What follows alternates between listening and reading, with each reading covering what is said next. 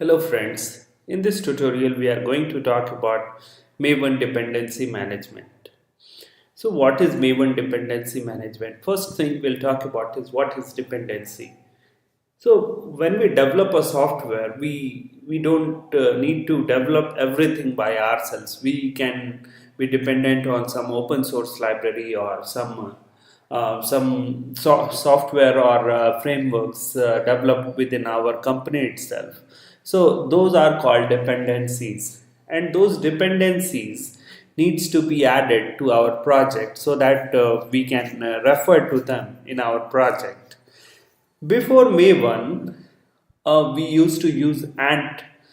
In that, we had to download all of our project's dependencies manually, and we had to download all the project dependencies which our dependencies is dependent on. So, suppose we are using Spring framework, and Spring is dependent on Reactor library.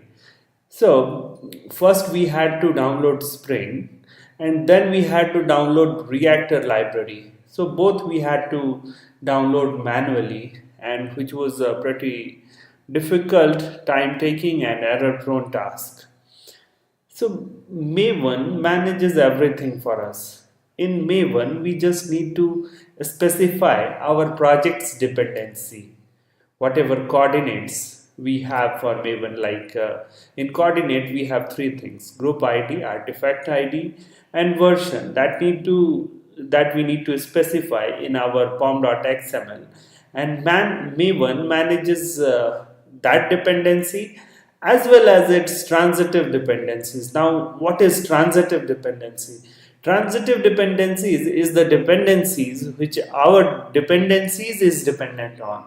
That means, suppose A is our project and A is dependent on B. Now, suppose B is dependent on C. So, C is the A's transitive dependency. So, Maven manages everything for us. Now, let's have a quick demonstration of dependency management as well as transitive dependencies. So, I have created a small project in our last lecture, which is Maven Hello World New, and in that we have already added this dependency, which is JUnit dependency.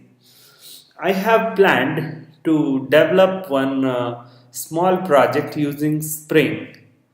So let's add the dependencies of Spring. So how we'll find the dependencies of Spring? So we need to go to our Maven repositories.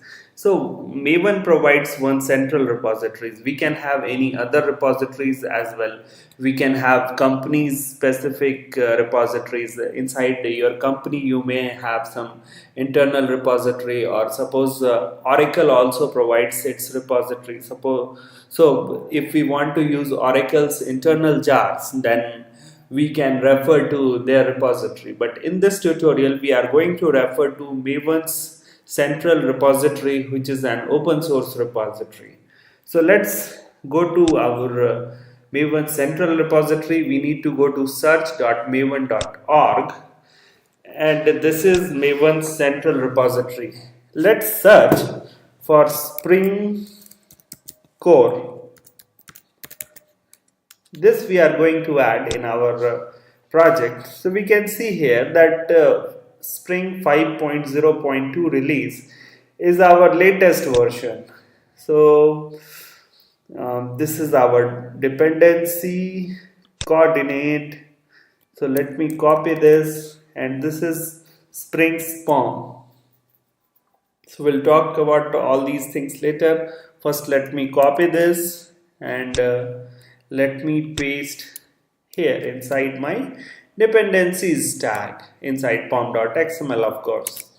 After that, let me pull Spring context as well. So I'll pull Spring context.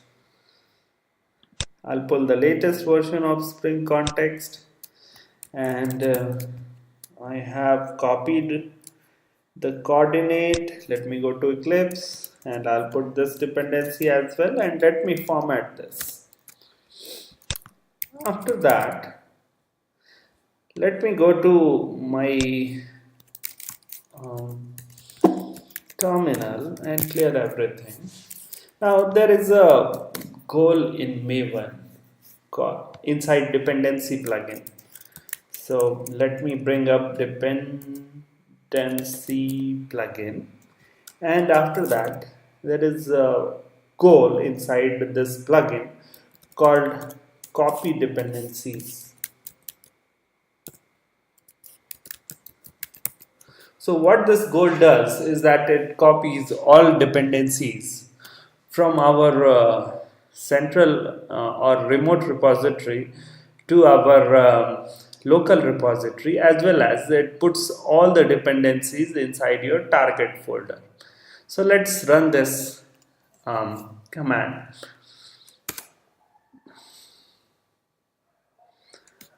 So you can see here that it has copied everything inside my target folder. Now let's go and check our target folder.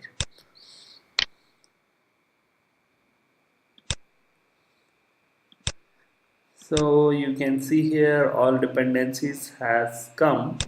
Now I have written one small piece of code which let me uncomment. Here most of the thing doesn't matter to us in this course. And let me compile this project.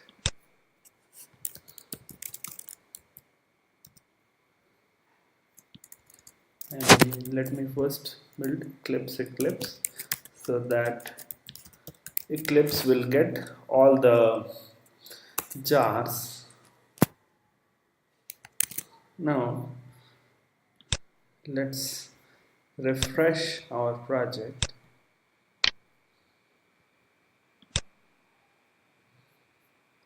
Now if I come here, I can import everything because all those things have come to my class path or build path in Eclipse.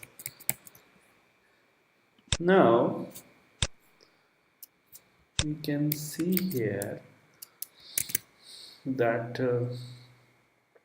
I have my referenced libraries as Spring Core and Spring Context. But one thing you can notice here, that here I have added only Spring Core and Spring Context. How come this other thing JUnit also I have added, but Spring JCL, Spring AOP, Spring Bean and Spring Expression, how come they came to my referenced libraries? So here the transitive dependencies come into the picture. If you go to our terminal and there is a command Maven dependency inside dependency plugin, dependency :tree. So it will tell you that where all these transitive dependencies are coming from. Here first thing is our JUnit. JUnit is we have already explicitly added. We have explicitly added Spring Core as well. But from this Spring Core we can see that this Spring JCL is coming. So this you can see that here through Spring Core Spring JCL is coming. So our project is transitively dependent on Spring JCL through Spring Core.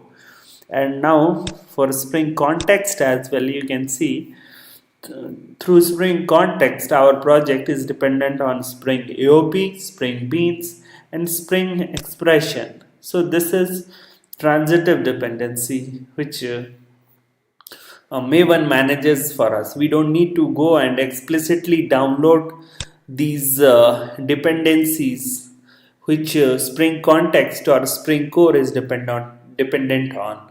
Maven downloaded everything for us. But how did Maven get to know that it needs to download all those dependencies?